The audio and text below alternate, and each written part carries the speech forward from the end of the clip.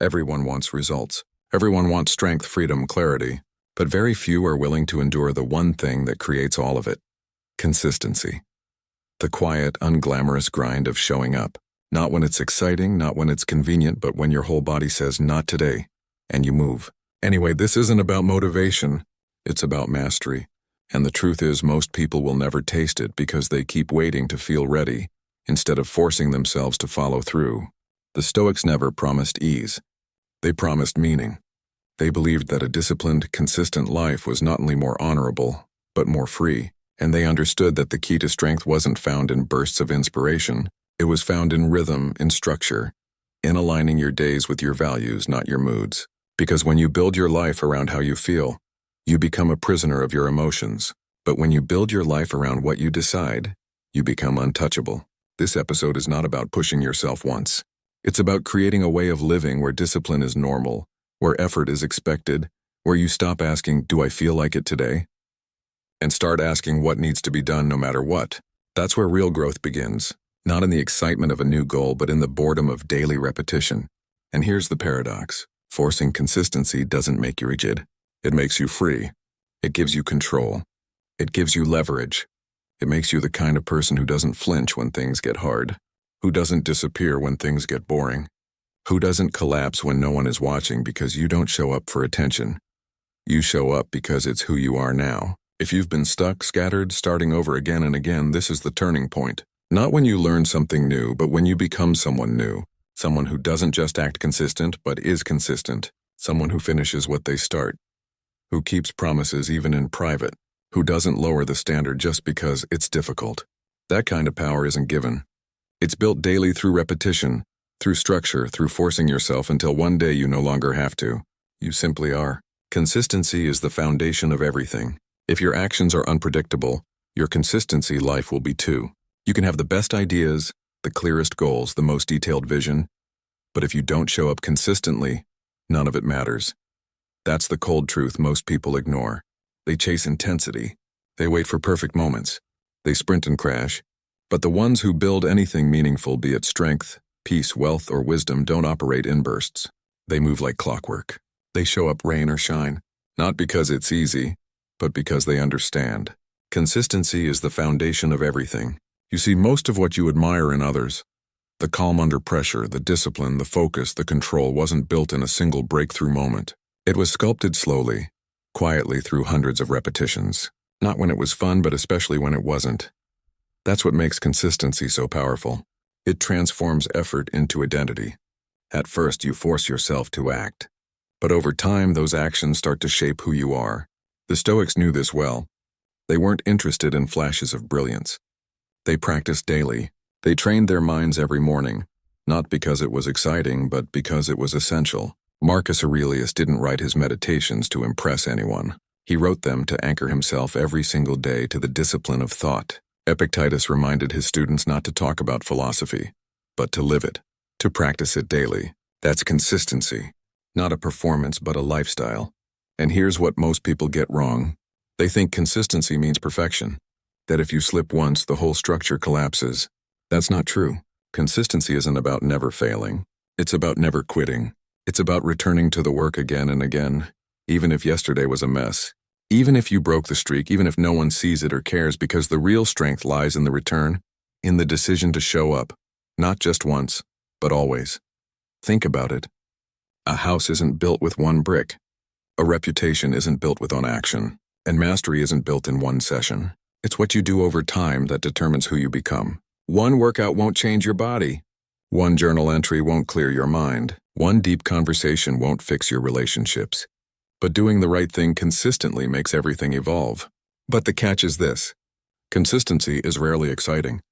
That's why most people abandon it. It's not glamorous. It's not full of dopamine. You won't always see the payoff right away. In fact, it may feel like nothing's happening, but it is. You're stacking wins. You're laying bricks. You're building internal momentum, even when it's invisible from the outside.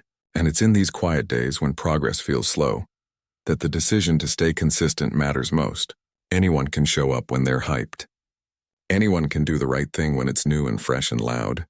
But the ones who succeed are the ones who master the silence, who find rhythm in the repetition, who stop needing every action to feel good and start appreciating what it's building. So if your life feels chaotic right now, if you're overwhelmed or scattered or tired of starting over, ask yourself, what would change if I just committed to one thing every day without negotiation?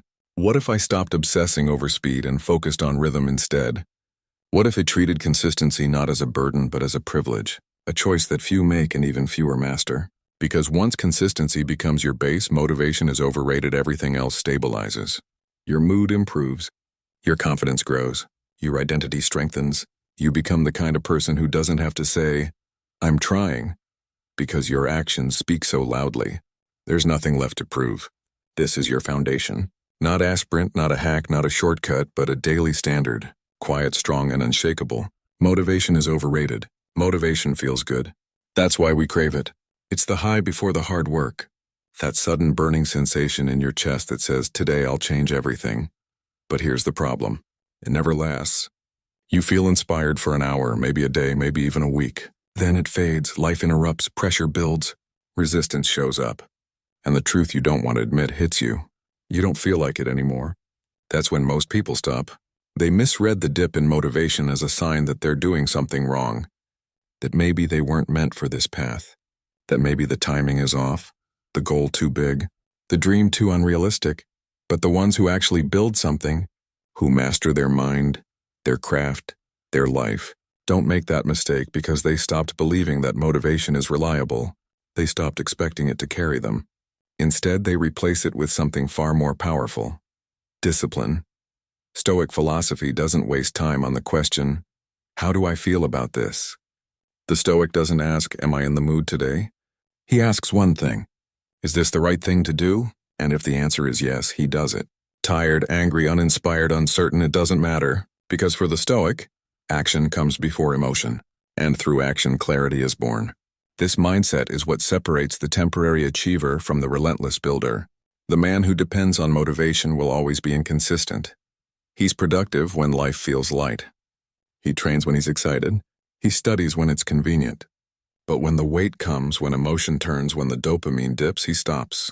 He tells himself he's burned out, that he needs a break, that life got too busy. But the truth is simpler. He didn't build a system that survives his moods. And that's what you need, a system, not a spark. A rhythm that runs even when your feelings don't cooperate. That's why the Stoics practice daily rituals. Marcus Aurelius didn't wait for inspiration to write. He wrote as a discipline, as a way to hold his mind to account. Epictetus told his students not to speak about philosophy, but to live it. That means doing the hard thing, the disciplined thing, especially when it's uncomfortable. Because let's be honest, how many things in your life do you know you need to do but delay simply because you're not feeling it? How many workouts missed? How many journal entries never written? How many conversations avoided? How many dreams postponed because the emotional wave didn't arrive on time? If you wait to feel like doing the work, you've already lost the battle. Because motivation is a luxury. It's great when it shows up, but deadly when it becomes a requirement. The ones who rise above don't wait for it. They've trained their identity to act regardless. They don't chase a mood. They honor a standard. And here's the irony.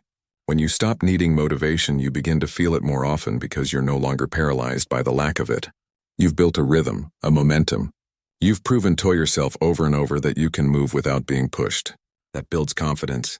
Not the fake kind, not the Instagram quote kind, but the real kind. The one that's earned through effort, through quiet, invisible repetitions, through doing the thing day after day, especially when no one is watching and nothing exciting is happening. Motivation is emotion. Discipline is identity, and identity always wins. The Stoics would say, don't explain your philosophy, embody it. That means don't talk about consistency, live it. Don't wait to feel productive. Design your day so you must be productive. Don't wish for the will to act. Structure your life so action becomes default. This is why military leaders, elite athletes, and master craftsmen all rely on routine, not hype. They don't wait for lightning. They create the storm through discipline, through ritual, through non-negotiable standards. So how do you build this in yourself? You stop romanticizing effort. You stop chasing the perfect mood. You begin every day not with a question of how you feel, but a reminder of what you committed to. You identify your essentials, movement, reflection, deep work. You design your environment so those things happen by default. You wake up and do what must be done because that's who you are now. Some days will feel powerful, others will feel numb. Doesn't matter. You act anyway because action creates energy. Action leads to clarity, and action repeated relentlessly is what makes you unstoppable. So ask yourself, who are you when the spark is gone? Who are you on the mornings when nothing feels inspiring? That's the man the world will meet. That's the man your future depends on, because motivation may start the fire, but only discipline keeps it burning. Start with one simple habit. If you want, start with one simple habit to change your life. Don't start by trying to change everything. That's the mistake most people make. They write long lists, make elaborate plans, download fancy apps, and within days they're exhausted. Not because they're incapable, but because they tried to build an entire identity overnight. But real transformation doesn't begin with overhauling your life. It begins with one thing, one habit. Simple, clear, non-negotiable, and repeated until it becomes part of you. That's the first discipline. Learning to start small and stay consistent. The Stoics understood this deeply. They didn't believe in overwhelming the soul with ambition. They believed in steady refinement. Epictetus reminded his students, if you want to improve, be content to be thought foolish and stupid with regard to external things. That means ignore the noise, the opinions, the pressure to look impressive. Instead, choose a single behavior that aligns with the person you want to become and master it. Maybe that habit is waking up early, not for productivity hype, but for clarity. Maybe it's writing a single page each day to sharpen your thoughts. Maybe it's doing 20 push-ups just to remind your body that you're not weak. It's not the intensity that matters. It's the symbolism. That one action becomes your anchor, your proof, your reminder that you're no longer operating on default. And once that habit becomes part of your identity, everything else gets easier because success compounds. Confidence compounds. You don't need motivation when your system is running. You don't have to ask, should I do this today? It's already part of you. Let's be honest. Most people don't struggle because they lack knowledge. They struggle because they lack follow-through.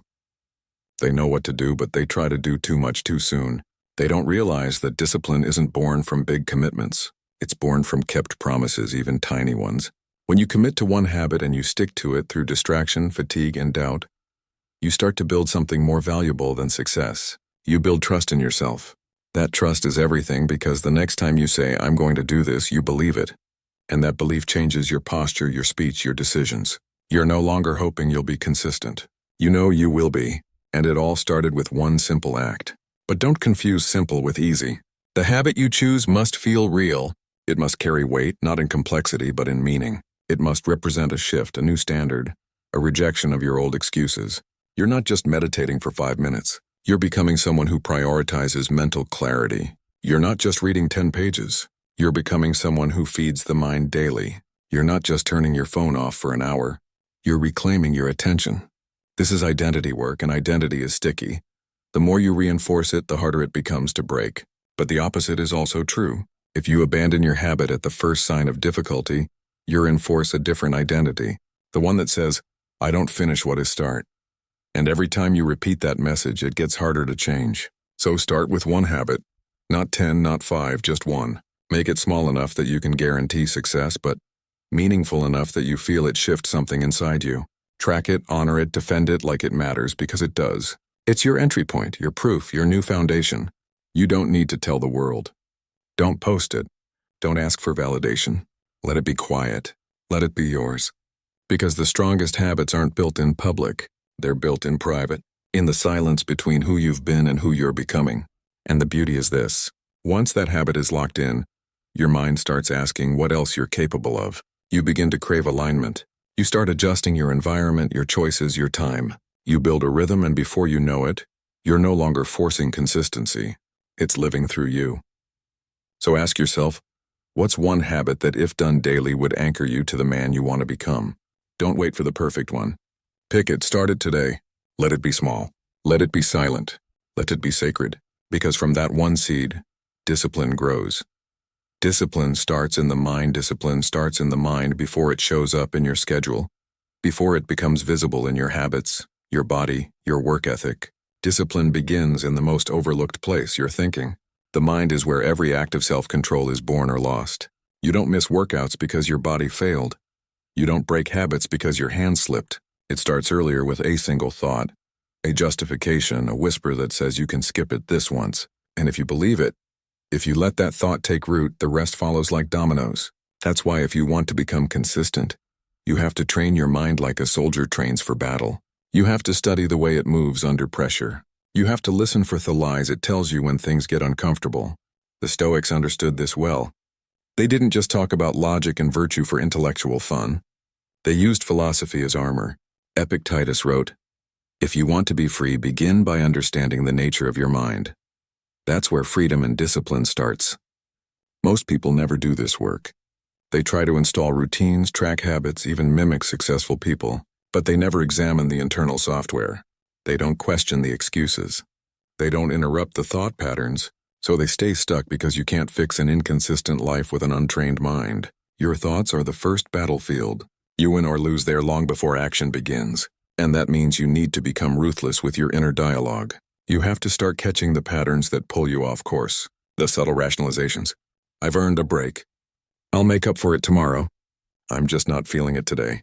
These sound harmless. They sound reasonable, but they are termites quietly eating away at your structure. This is why the mind must be trained before the body, before the to-do list, before the world wakes up. Because if your first thoughts of the day are reactive, scattered, weak, you've already given the day away. But if your thoughts are structured, anchored in reason, purpose, and clarity, then the rest of the day becomes a series of choices you're already prepared to face. Think about how powerful that is to wake up and already know that no matter what happens, whether you're tired, angry, anxious, overwhelmed, you will still act in alignment with your highest standard. That kind of certainty isn't born from motivation. It's born from mental training, from daily practice, from thought discipline. That's why journaling, silence, and reflection matter. They're not aesthetic, they're strategic. When you write your thoughts, you reveal your mind's patterns. When you sit in silence, you hear the noise that usually drives your decisions. When you reflect with honesty, you begin to separate truth from temptation. The Stoics called this attention watchfulness, being aware of your inner landscape moment by moment. That doesn't mean you suppress every emotion. It means you recognize what arises and choose your response. That is the very definition of self-mastery. Discipline starts in the gap between thought and action, in that microsecond when the thought appears. I'm tired. I don't want to do this. I deserve a break. And you decide, do I follow this or do I lead myself anyway? That decision repeated 100 times a day is what shapes who you become. So how do you strengthen that mental muscle? Start by building a system for catching weak thoughts. Write them down. Challenge them. Ask, is this thought helping me become who I want to be? Or is it just a clever excuse in disguise? Most people never do this because it requires slowing down. But if you never slow your thinking, you'll always live at the mercy of your impulses. Then replace those weak thoughts with commands, clear, strong instructions from your higher self. Not vague hopes, not passive affirmations, but active, grounded statements. We move anyway. This is what we do. Discomfort is not a reason to stop. You don't ask your mind for permission. You lead it. Over time, the mental resistance doesn't disappear, but it becomes irrelevant. You stop needing to argue with yourself. You stop getting dragged into inner debates. You simply act. And the more you act, the quieter the noise becomes. This is discipline at its core. Not willpower in bursts, but trained thought in motion. A mind that serves you, not one that tricks you. A mind that pushes you forward even when every part of you wants to coast. So ask yourself, what's the voice in your head saying when things get uncomfortable? Who trained that voice? And what would happen if starting today you started training it yourself? Because until your mind submits to your reason, your body, your habits, your results never will. Track everything you do. What you don't measure, you can't control. And what you refuse to track will quietly own you. That's the unspoken rule of life. Without awareness, there is no change.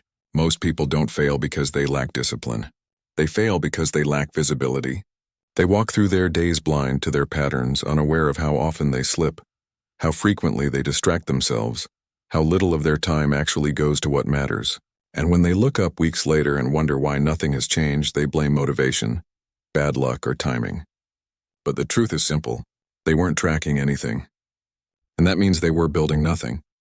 The Stoics would call this neglect of the self.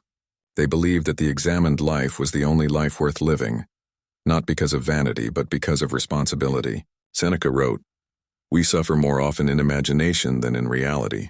But how would you know unless you track what's real? How would you challenge a belief or correct a habit or notice your own improvement unless you see it written clearly in front of you? This is where tracking becomes more than a productivity tool. It becomes a mirror, a way to observe your mind, your decisions, your use of time with brutal honesty, not for punishment but for awareness. Because when you track your behavior, you begin to see what's really happening behind the scenes of your life, the micro choices, the missed opportunities, the progress that felt invisible, but was there all along. Let's be practical. Imagine waking up and logging every hour of your day, not obsessively but consciously. You'd start noticing patterns where your energy dips when your mind wanders, how often you check your phone, which tasks drain you, and which ones build momentum. You'd begin to spot where your time goes and where your excuses hide. And in that visibility, you gain leverage. Because here's what most people do. They start with intensity. They say, I'm going to meditate, journal, work out, read, and build a business all before noon. And when they didn't track any of it, they fall short and assume they failed. But they didn't fail. They were just unaware. Maybe they got 70% right. Maybe they improved in areas they didn't even realize. But without a record, their progress becomes invisible. And invisible progress is easy to abandon. This is why small, consistent tracking is powerful. You don't need to document every detail of your life. But you do need to create systems that tell the truth. A habit tracker, a journal prompt, a weekly review. Something that forces you to pause and ask, what did I actually do this week? Not what did I intend? Not what did I think? What did I do? And here's the paradox. Tracking may seem rigid at first, but it leads to more freedom. When you know where your time goes, you stop guessing. You stop saying, I don't know where the day went. You stop living reactively. You start taking control. You start saying, these 3 hours are mine. This pattern needs to go. This habit is working. I'll double down. You also learn to measure what matters, not just hours worked or calories burned, but states of mind, emotional patterns, what triggers your laziness, what rituals center you. You begin to understand yourself not as a mystery, but as a system that can be studied, adjusted, improved. This is the heart of Stoic practice.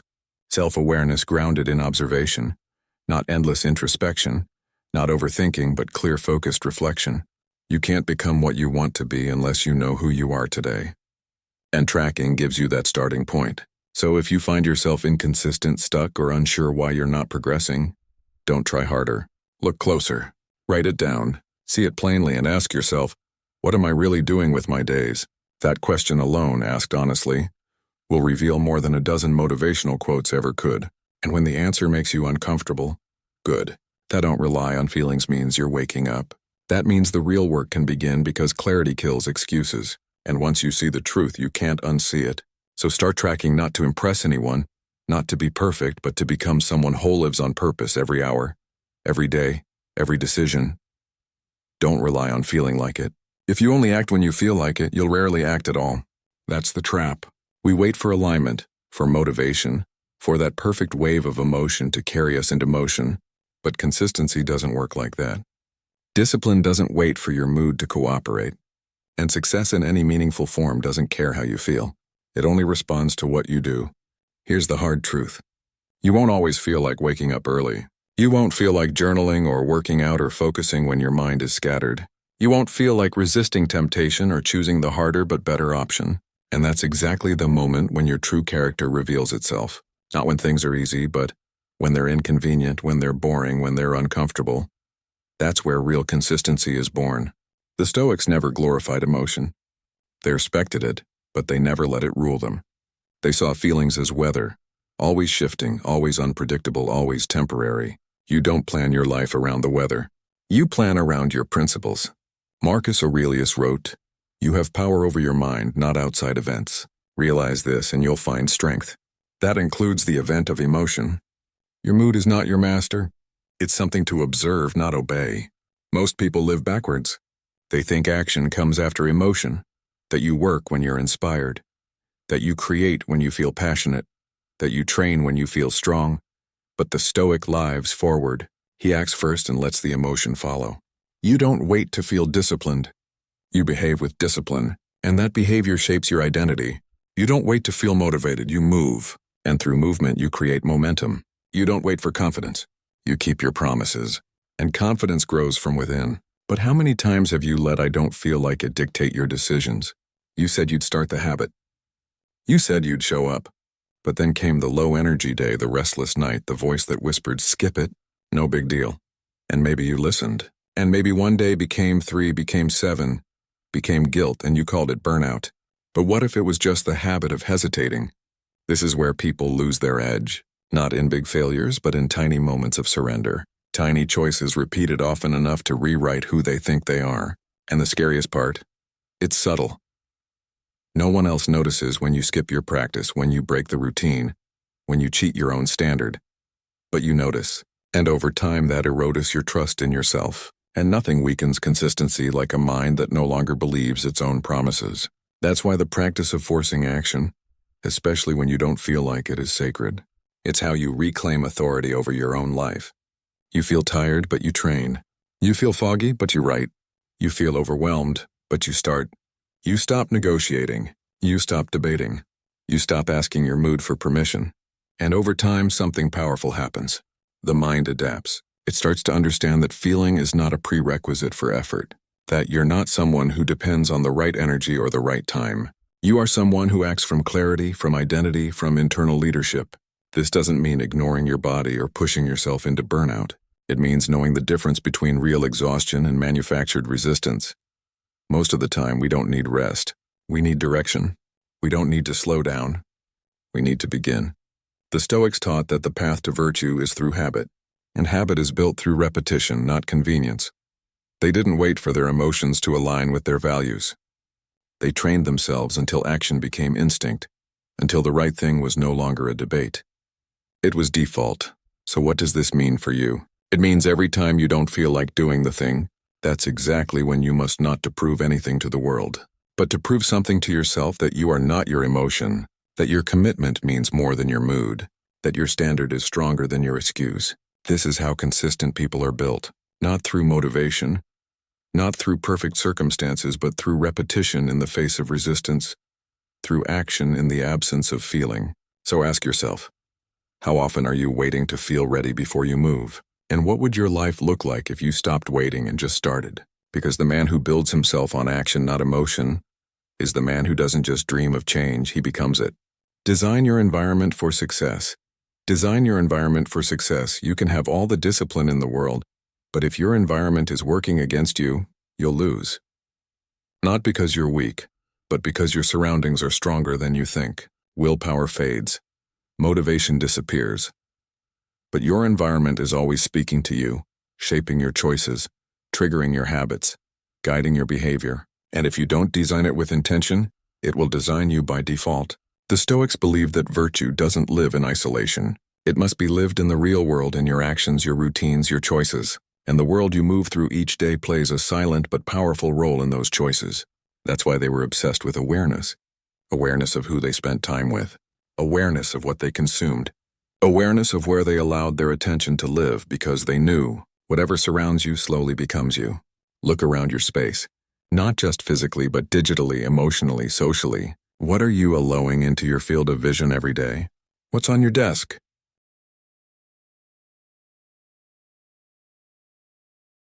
On your screen, in your ears, on your schedule. Most people live in environments designed for distraction, notifications, noise, clutter, temptation, all within arm's reach. And then they wonder why focus is rare, why discipline fades, why they can't stay consistent. But the answer is right in front of them. The environment isn't built for success. It's built for escape.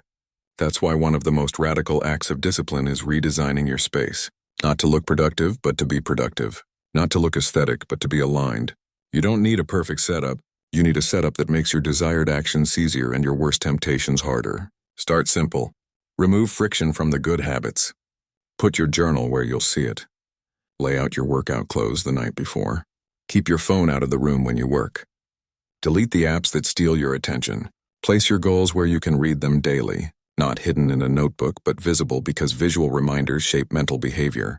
What you see often you start to believe, and what you believe you start to embody. Now reverse it. Add friction to the bad habits. If junk food is in your house, you will eat it. If the phone is next to your bed, you will scroll. If the TV remote is easy to grab, you will waste hours. That doesn't mean you're weak. It means you're human. And humans respond to ease. So make the wrong things harder to reach, harder to justify, harder to stumble into mindlessly. The same rule applies to people. Your social environment is more powerful than you realize. If you spend time around the lazy, you will relax your standards. If you're surrounded by complainers, you'll start to speak like a victim. If you're always hearing excuses, you'll believe they're acceptable. That's not judgment, that's psychology. We adapt to survive and we mimic to belong. But the Stoic doesn't adapt to weakness. He protects his energy. He chooses his company, understands that proximity is influence and influence is destiny. This is why designing your environment isn't just about minimalism or organization. It's about guarding your future. It's about setting up your life so that your highest self has the advantage, not your lowest impulse. It's about making the right thing easier to choose over and over until it becomes second nature. And here's the deeper truth. Your environment is not just what's around you. It's also what's within you. Your mental environment, your internal narrative. If your mind is filled with chaos, with self-criticism, with distraction, then no amount of external structure will save you. You must clear space inside too. This is where meditation, silence, reflection come in. They aren't luxuries. They are design choices for the soul. A quiet mind becomes a sharp mind, and a sharp mind executes. Embrace boredom. Think of it like this. Would you try to run a marathon through a construction zone? Of course not. But most people try to chase greatness in the middle of digital clutter, emotional noise, and physical chaos. They try to stay disciplined while their environment constantly pulls them toward weakness. It doesn't work. You can't out-hustle your surroundings forever. Eventually, the space you live in will shape your habits or sabotage them. So ask yourself, what does my environment say about what I value? What does it reward? What does it reinforce? And what small changes could I make today to make the right choice the easy one? Because consistency isn't about superhuman effort. It's about designing your world so the best version of you becomes inevitable. And that kind of design, that quiet, intentional architecture, is the true foundation of self-mastery. Embrace boredom. It's part of mastery. Most people quit not because it's too hard, but because it's too boring. That's the silent killer of consistency. Not pain, not failure, not even exhaustion. Just the dull, slow repetition of showing up day after day, doing the same thing with no applause, no adrenaline, and no instant reward. And yet this is exactly where greatness is born. In the boredom, in the stillness, in the routine. We've been trained to crave novelty. New apps, new goals, new workouts, new relationships. If something feels stale, we assume it's wrong. We look for the next spark, the next peak experience. But mastery doesn't live in the spark. It lives in the grind. The Stoics knew this well. They didn't chase excitement. They chased excellence. And they understood that excellence isn't exciting most of the time. It's quiet, repetitive, even tedious. Marcus Aurelius wrote, "You must build up your life action by action and be content if each one achieves its goal." Notice the word content. Not thrilled, not entertained, content. Because contentment is what allows you to persist. To keep writing when the ideas feel stale. To keep training when your body feels slow. To keep waking up early even when the thrill of self-improvement has worn off. That's the secret no one talks about. Boredom isn't a signal to stop. It's a signal to go deeper. When you first begin anything, learning a skill, building a habit, pursuing a goal, it feels fresh. Your brain is lit up. Your emotions are high, but that feeling fades.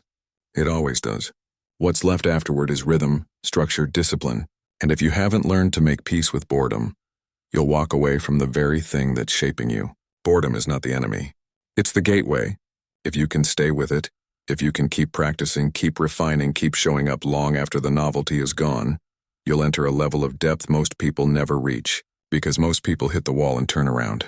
They say this doesn't feel right anymore. But the Stoic says this is the work. This is the path. This is where mastery begins. Let's make this real. A writer who only writes when inspired will finish nothing. A martial artist who only trains when it's fun will never earn the black belt. An entrepreneur who jumps from idea to idea will never build anything lasting. The difference between amateur and master isn't talent. It's the willingness to endure the dull. The Stoics didn't just accept repetition. They leaned into it. They journaled daily, reflected daily, trained their minds daily, not because they loved every moment of it, but because they knew without repetition, there is no growth. Without structure, there is no strength. Without boredom, there is no breakthrough. Here's the irony. The more you resist boredom, the more distracted you become. You jump from task to task. You chase stimulation. You start things but rarely finish. And with every restart, you lose momentum.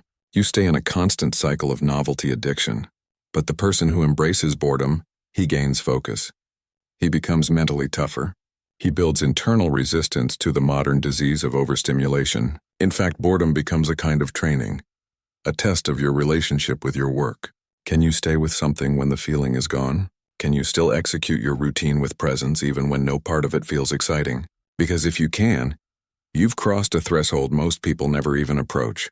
That's why monks repeat the same prayers, why artists practice the same strokes, why Stoics revisit the same teachings over and over. Not because they haven't moved on, but because they've understood. Repetition refineses the soul. It polishes the edge. It strips away the ego that always wants something new, something louder, something faster. So how do you train yourself to embrace boredom? You begin by noticing your impulse to escape. When you sit down to work and the urge to check your phone arises, pause. When the workout gets repetitive, observe it. When the discipline starts to feel dull, lean in. Say to yourself, this is where most people stop. This is where I go further. That mindset shift is powerful because now boredom isn't a wall, it's a doorway. You also give boredom meaning. You remind yourself that behind their petition, something sacred is forming, a reputation, a character, a mind that doesn't need to be entertained to stay focused. That kind of mind is rare and therefore unshakable. So ask yourself, where in your life have you been quitting?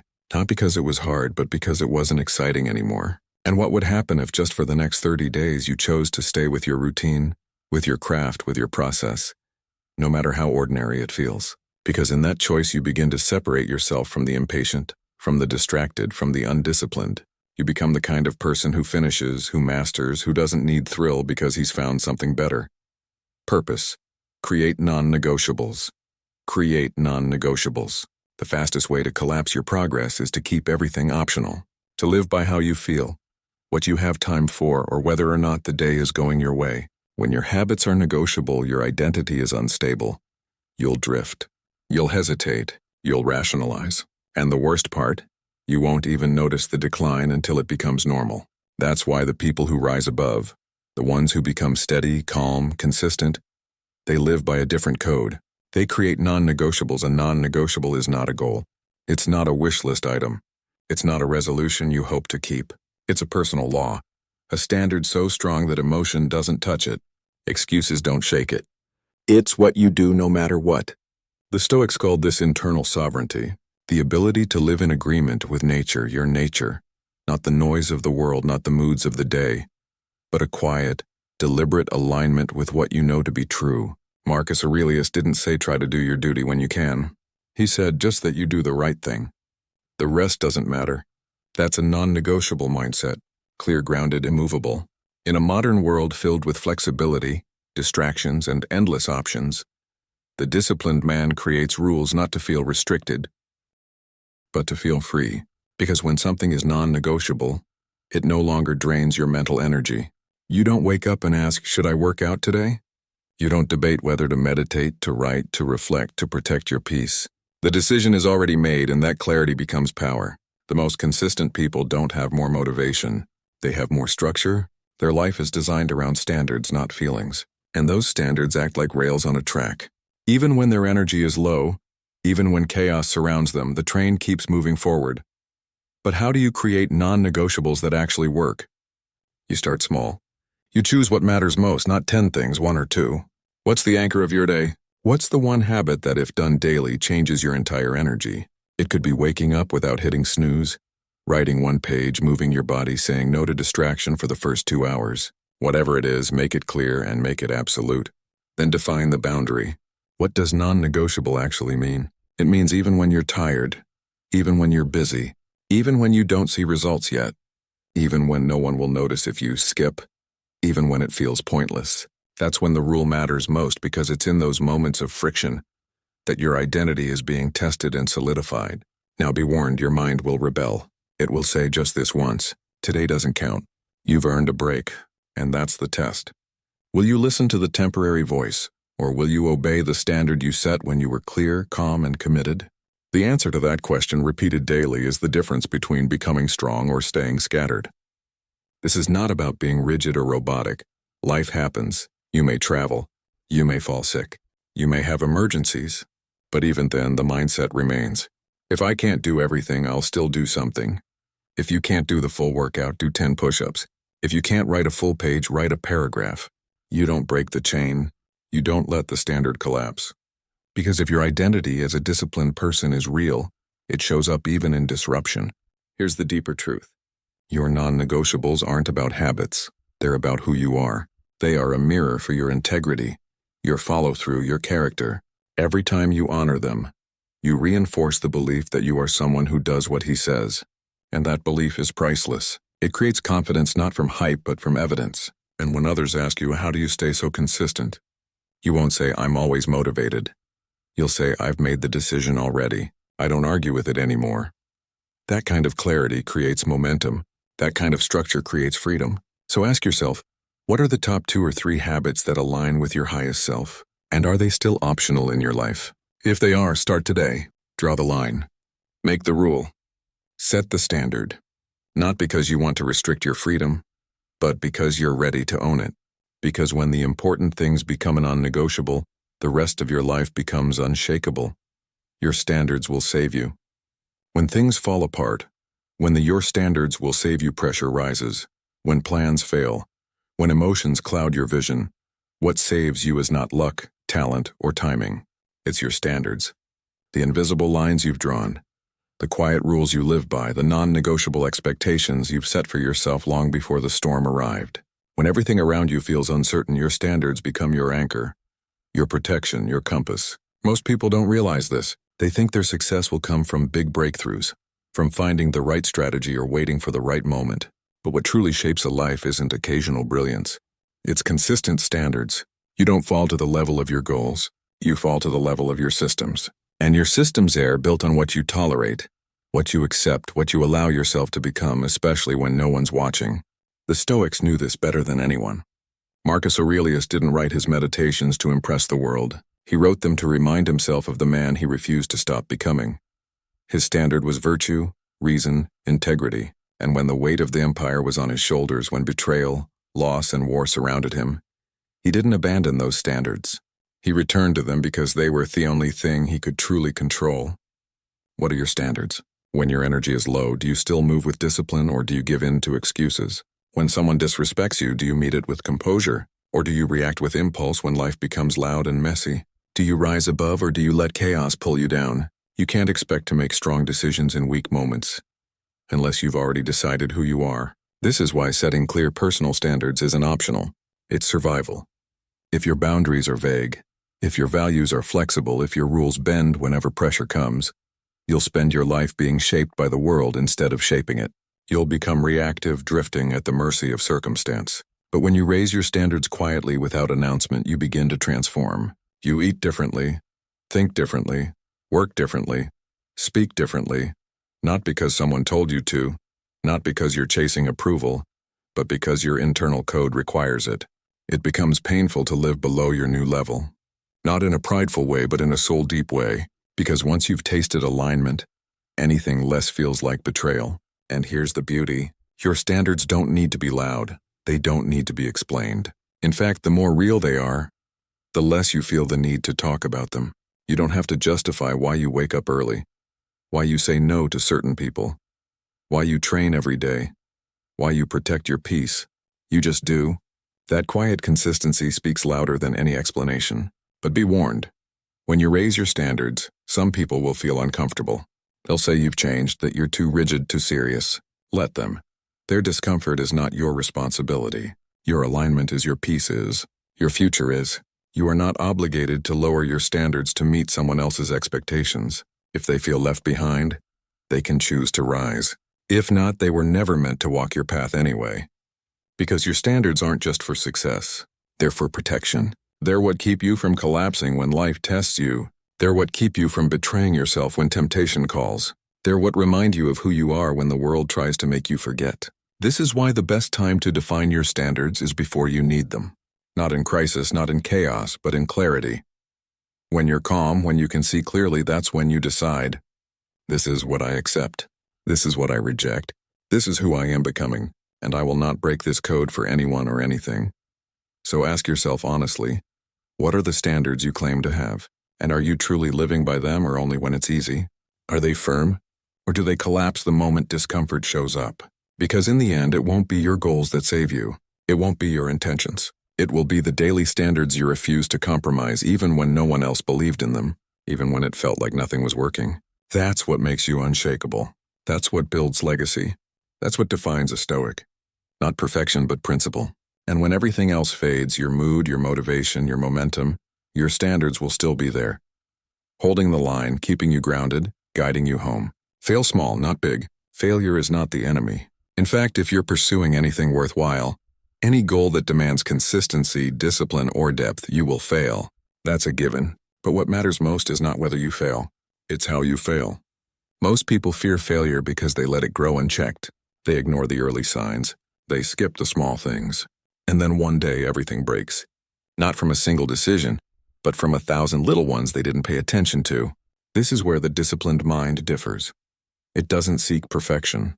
It doesn't obsess over avoiding every mistake, but it does understand the value of failing small, of catching breakdowns early, of paying attention to the details that over time become destiny. The Stoics taught this with fierce clarity. Seneca warned, "It is not because things are difficult that we do not dare. It is because we do not dare that they are difficult." This applies to failure too. When you don't dare to face the small problems head on, they grow into crisis. When you avoid feedback, avoid effort, avoid honesty, you're not protecting yourself. You're planting the seeds of collapse. Failing small means being self-aware enough to notice when you're slipping. It means catching a lazy thought before it becomes a lazy day. It means missing one workout and getting back on track immediately before it becomes a month of excuses. It means falling off course and correcting, not disappearing. That's the difference. The undisciplined fail big because they pretend the small failures don't matter. The disciplined fail small because they're paying attention. Let's bring this into the real world. Imagine a man building a fortress. Every brick matters.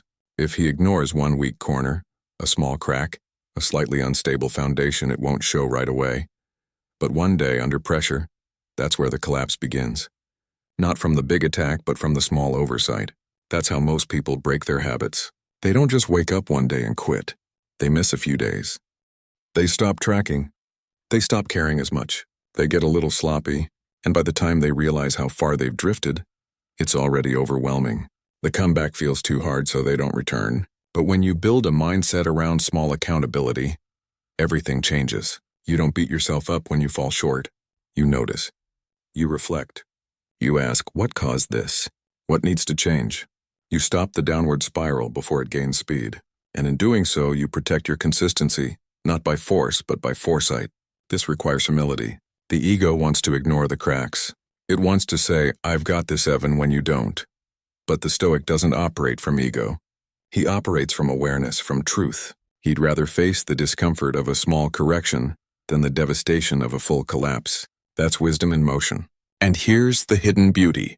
When you fail small and correct quickly, you build resilience. You learn to recover faster. You train yourself to bounce back, not in weeks, but in hours.